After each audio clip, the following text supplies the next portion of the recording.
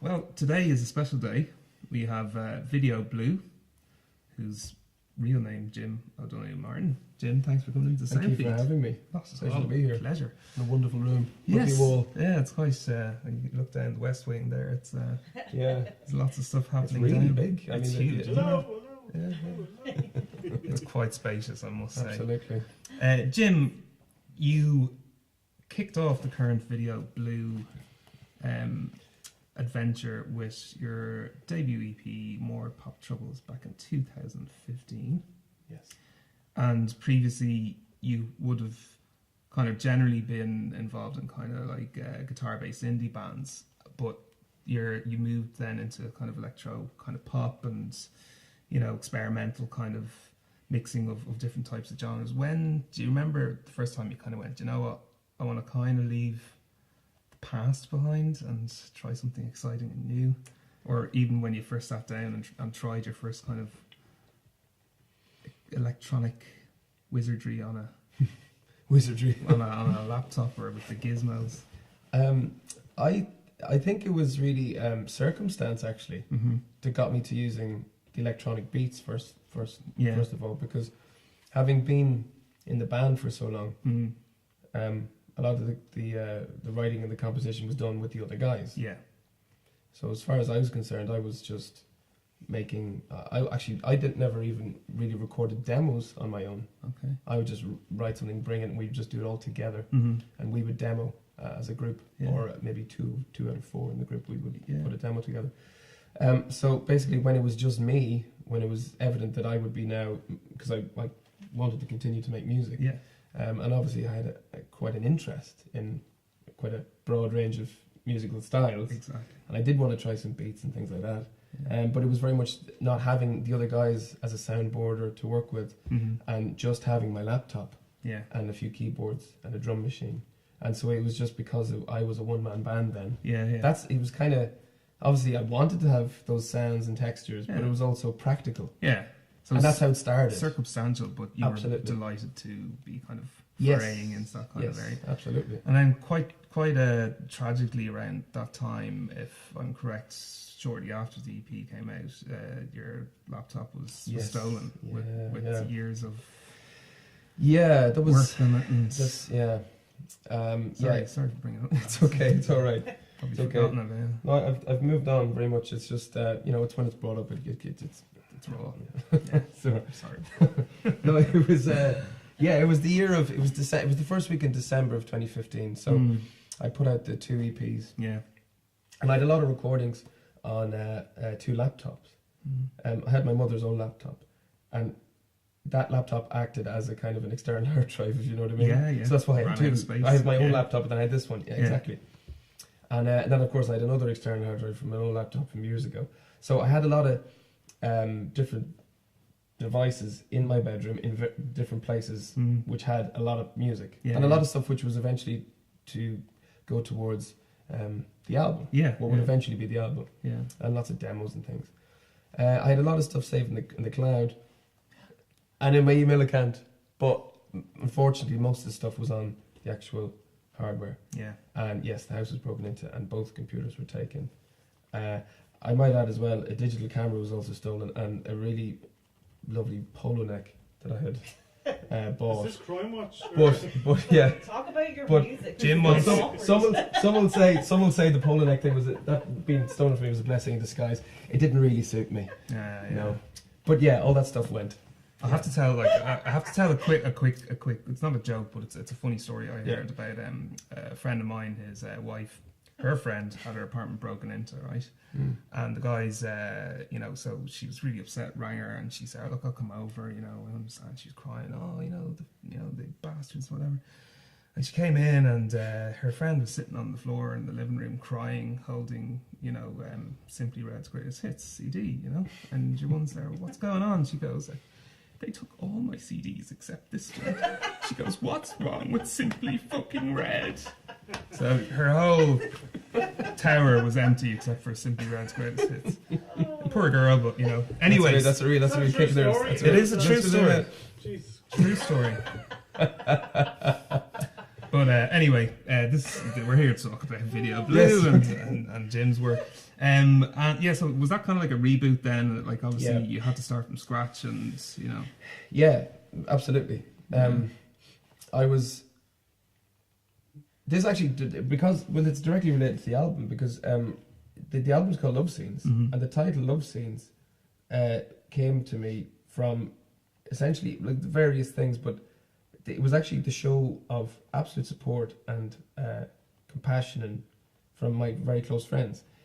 It was like the things were stolen from the house, but everybody knew, those closest to me knew that I had a lot of music there. Yeah, yeah. And I felt the sting. I was really, really upset. Yeah. You know that kind of exasperation you get. I was ready to kind of throw in the towel. I had a very dramatic 48 hours. I was like, there's a reason this happened. you know, F this, I'm done, Yeah. whatever.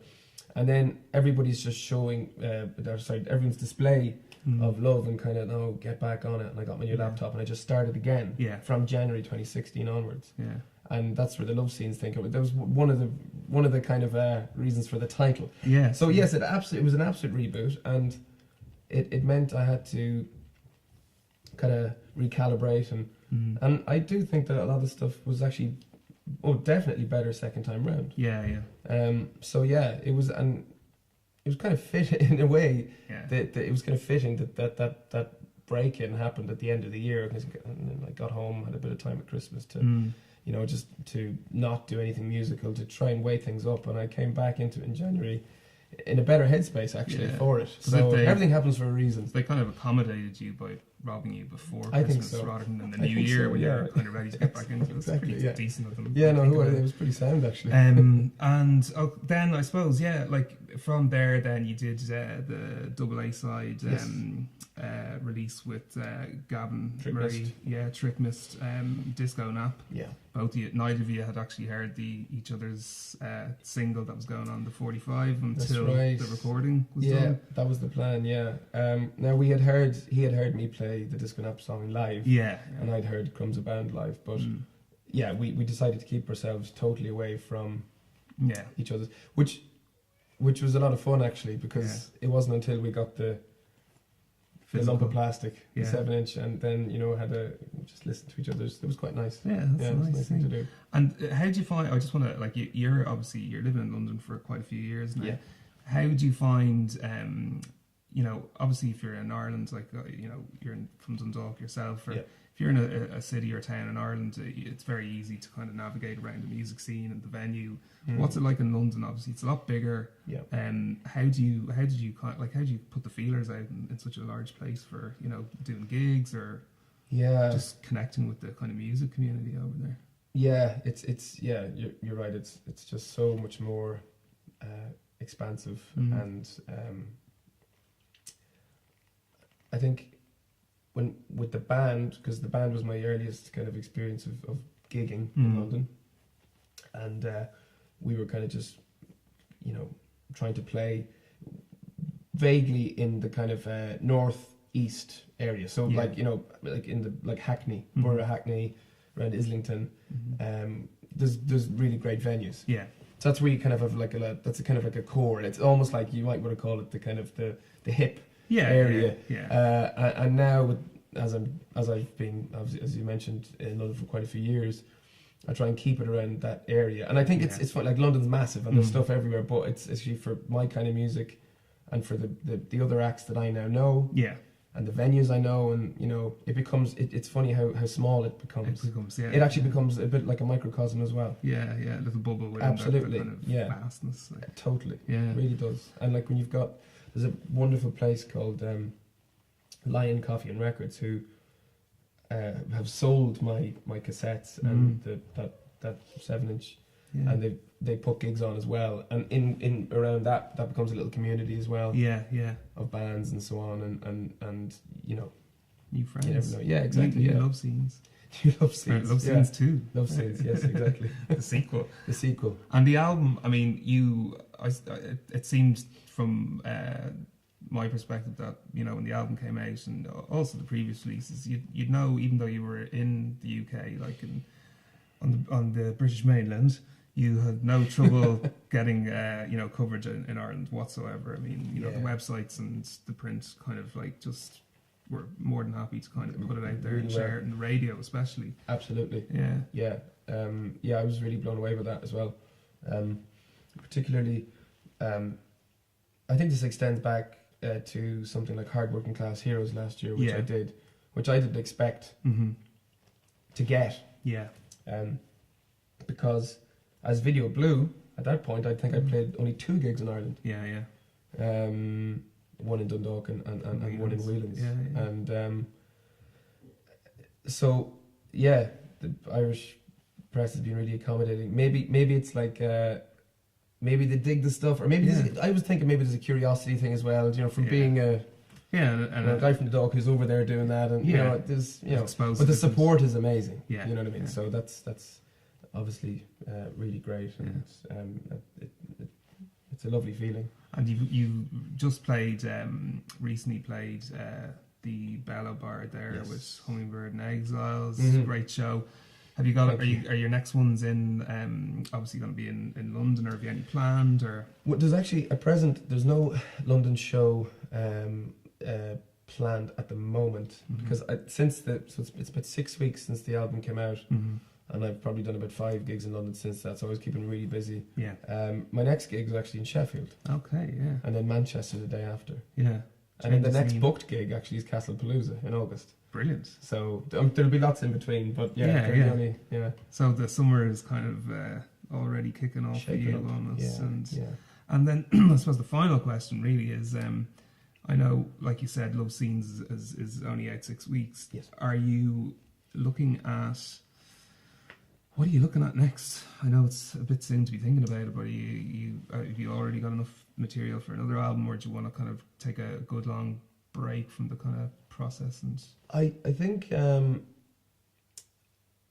probably should take a break, but I have become so kind of immersed in it. I'm quite like routine based actually. Yeah. Because when I leave my job at 5:30 every afternoon, I go home and I will do a bit of recording. Yeah. Yeah. And unless there's something else going on, of course. But like even whilst making the album, that's what was going on. And since the album's come out, that's kind of continued. Yeah. So I'm always kind of working on something. Yeah. But it probably would be a good thing for me to just take a bit of a break, you know. But in terms of a cohesive kind of body of work, I'm not gonna rush to Don't think about it do for a while. Yeah, Give yourself a bit of headspace and everything. Exactly. So we can find everything on Video Blues Spotify, Yes. on your Bandcamp, Yep. on your book face, My book face, on your Twitter, my Twitter, and what's the other one?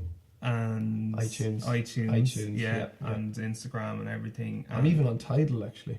Really, Yeah. yeah. And Google Play. Whoa, Yeah. gosh, you're the full suite. Yeah. The whole. You're selling CDs, The whole set, sets, yeah. and vinyl I as know, well. Yeah, it's just it's just everywhere. It's just like. When's the I was- mini disc I'm coming out? I'm so available. Just Yeah. When's the mini disc coming out? The mini disc version. Yeah. Yeah. Hit clips. 2018. Cassettes, yeah. Well, Well, actually, through the Bandcamp, you can actually buy the cassettes, and you can buy all the physical stuff Yeah. through Bandcamp. Yeah. So that's right, because then I'll post it to you yeah. with a personalised A note. little note, Yeah. maybe a little smiley face. I'll Jim put on some XX. lipstick and I kiss yeah. Different colour for every customer, so There you go. it's there you go. unique. Yeah, exactly. Jim, you Video very much. Blue, thanks so much again Thanks for for coming having into me, us. Remy. Absolute Appreciate it. pleasure. Thanks, Thank guys. you. Thank you, man.